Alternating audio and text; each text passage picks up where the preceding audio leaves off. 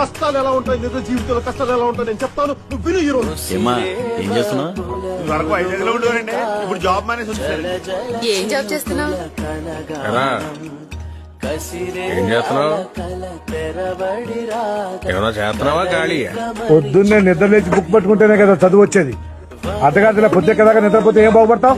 బాబులకు బతుకుతారు నేర్పకుండా నవ్వుతూ నేర్పడండి. ఎక్కడికైనా బయటికి వెళ్ళాలంటే మోహం చెల్లట్లేదు. ఏం చేస్తున్నారని ఒకటే అడగడం. చిన్నపిల్లలు ఏమిటి చెప్పడానికి? ఏమన్నా అంటే చాలా కోపం పొడుచుకొచ్చేస్తారు. తమ్ముడు అంత కష్టపడుతున్నాడే, మనం ఏదైనా పని చేయాలని ఉండదు. ఈ ఇంట్లో 3 ఫ్యామిలీలు మారే, 5 సార్లు పెయింట్ మార్చారు, కానీ నీలోనేరా ఏ మార్పు లేదు. నీ వయసు వాళ్ళందరూ చక్కగా చదువుకుని పెళ్లిని చేసుకుని పిల్లా జల్లాతో హాయిగా మరి నువ్వు నా సంకనాతో తిరుగుతూనే ఉన్నా. ఇంత వయసు వచ్చినా ఇంకా తండ్రి మీద ఆధారపడి తింటున్నావు అంటే నువ్వు గుంజెత్తో తింటలేదురా, ఎడం చేత్తో తింటున్నావు. నీలాంటి కొడుకు